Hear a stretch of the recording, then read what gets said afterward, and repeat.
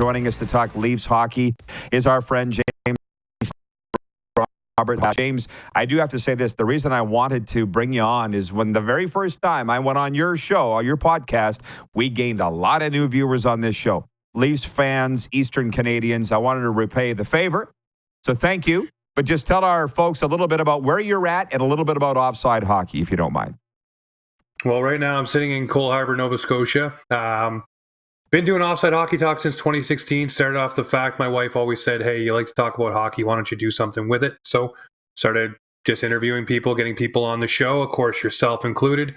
And it's only grown from there. And someone else you might know, Clark Monroe and the 6 and the 6 crew, they all come on the show and hang out too. So, yeah. Well, hey, I love it. And I love going on it. And the thing is, I'm a hockey guy in the DNA, and I recognize another one. You know the game, right? So you're not on there just yapping about stuff you don't know. You know. And I appreciate that about your show. So let me just start here about last night's 5-2 win over the Sabres. What did you think? You obviously watched it. It was on Sportsnet. And I think you would give your life for the Toronto Maple Leafs. So clearly you were following it very closely. What did you think about the game and the lineup and so forth? I like seeing some of the younger players come through, and you got to look to the future. No matter what you have on your team right now, whether it's the Austin Matthews, Mitch Marners, or Willie Nylander, you need to know what comes next, especially with the cap and everything like that. So you look at the Fraser Mittens. Everybody was wondering about this Cowboy kid they drafted. Why did they draft him so early? He's starting to show why, and just his presence on the ice. I really like what I've seen too. I mean, Nick Robertson, everybody's trying to figure out, is this guy going to be on the team or off the team? And then, of course, with preseason comes injuries. John Klingberg having something tighten up, and now will be evaluated and maybe not come back. But the team itself, there's a lot of good flow. Max Domi, that pass from Timmins. And by the way, Timmins, wow, come on now. That guy's got to be in the lineup. But yeah, just looking at that game, it's great. It's great to see the Maple Leafs finally back on the ice. I mean, it was a gut punch watching them go out in the second round, but now they're here. It's preseason, and you're seeing everything start to come together. Yeah, I mean, for what it was, they were dominant last night. What more can you do? And it was nice seeing Domi in a Leafs jersey, so everybody seems to be getting comfortable. But let's get the 27 millionth opinion on the Leafs offseason. I want to hear yours. We did talk about it on the air, but ours on your show, but our audience haven't heard yours. You got a new general manager who gave the coach a contract extension, and they got a little sandpaper in the lineup. So what do you think that's going to mean for this year's Toronto Maple Leafs?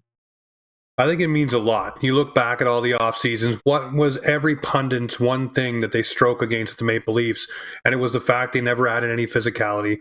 They never added anybody who could bark back when a star player got sat down with a hit, or if someone was going after their guys with stick work. Now you have Domi, one of the best chirpers in the league. Not physically, he won't fight all the time. He's not his father, so Leaf fans, get that out of your head. He's a guy who's got more skill, but he'll still stand up for his teammates. And a guy like Tyler Bertuzzi, who brings that greasy aspect that really does all the little things that get under your skin, but he really doesn't get called for any of his shenanigans. It's usually the retaliator, which if we remember Michael Bunting, his shenanigans used to get him penalties. And then a guy like John Klingberg comes in. He's going to help move the puck. He's going to really help the flow of the game as long as he's healthy. But then again, there's another guy named Connor Timmins who's starting to blow the doors off here in preseason that might take his spot. Who knows?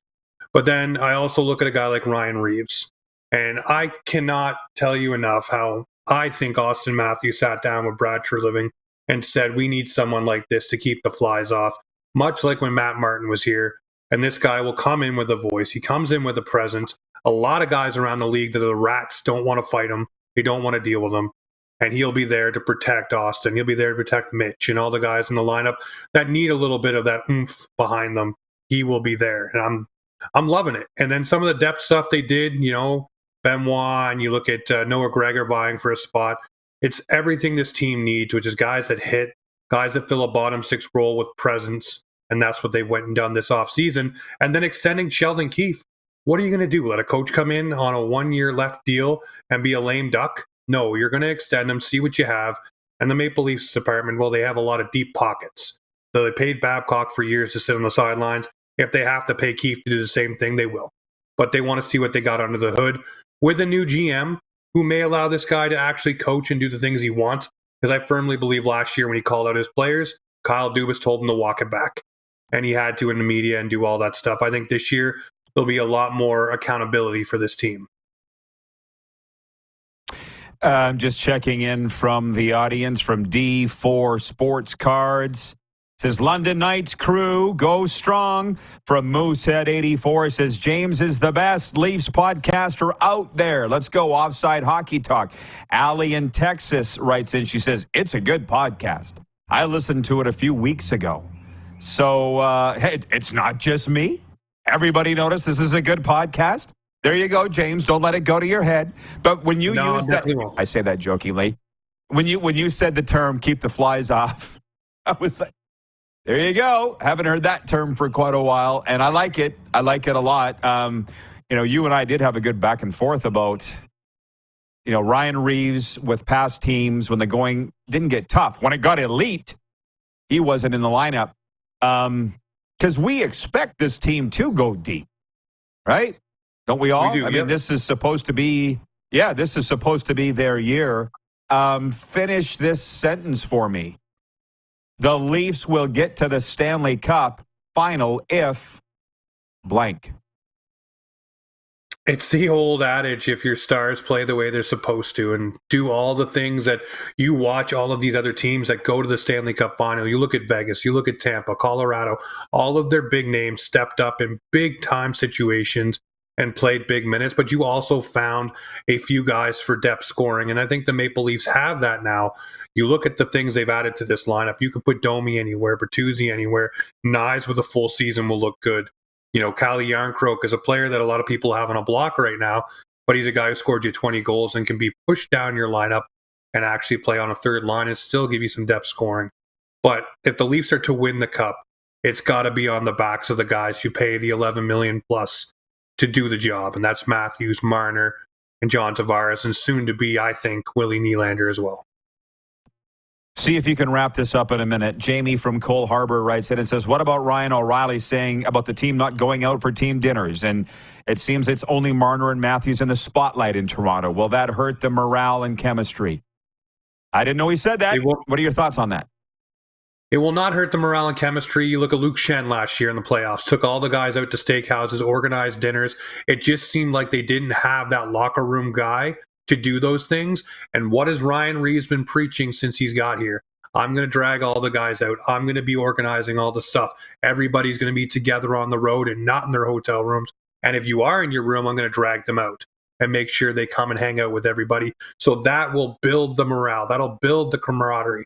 And these guys will be together doing things. I think it's just lack the guy like that in the locker room. John Tavares is a great captain, but he's not a social captain. So you need a social captain in the room. And I think Ryan Reeves, even though new, carries that weight in the league that, hey, if Ryan Reeves wants you to come out for supper, you better damn well come out for supper.